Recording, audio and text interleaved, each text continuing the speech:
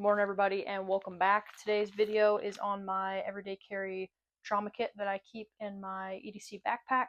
I made a full video on my EDC backpack and everything I carry in it, so if you haven't seen that video yet, definitely check it out. But today we're going to be diving into the IFAK, or Individual First Aid Kit. So to get right in, it is staged in a Vertex pouch. It's the one that has the hook and loop field on the back, so you can attach the Velcro to whatever you want to mount it to. I just chose this pouch because I already had it. On the very top, the most accessible thing I keep is a cat tourniquet in bright orange. I prefer the orange ones because a lot of people wear black clothing, and if you apply this to somebody and first responders take them and you forgot to mention that this tourniquet is on them, it might get missed with all the black clothing, but with orange, you're never going to miss that. Next up, we have some Z-fold or S-rolled gauze. Super good for packing wounds. You can also use it to wrap things, and then more minor things, even like bloody noses or just keeping debris off of wounds. Next up, we have a emergency trauma dressing. All of this stuff in here I got from either North American Rescue's website directly, or they sell a lot of this on Amazon. But this is the 4-inch mini responder emergency trauma dressing. They make different sizes, but I just like the 4-inch one. And this is more for if you pack something or it just needs a little bit more direct pressure, you can wrap it with this emergency trauma dressing, keep it in place, and move on.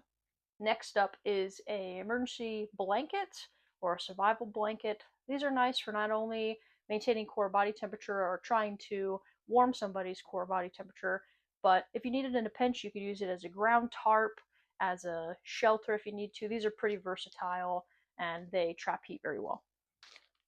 Pair of trauma shears. These have yet to be used, but these cheap ones are typically good for a couple uses. You can get more expensive ones like X shears or Leatherman Raptors, but I think these were like $5. Pair of gloves. PPE is important. Now, your skin is a really good barrier, but just in case you have any cuts or open wounds on your hands and you don't want to get contaminated with somebody else's blood or vomit or bodily fluids or even just dirt, keeping a good pair of nitrile gloves is handy. Then I have an instant cold pack. I live where temperatures go above 100 degrees for several months out of the year, so we're a lot more likely to see heat-related illnesses than we are cold-related illnesses.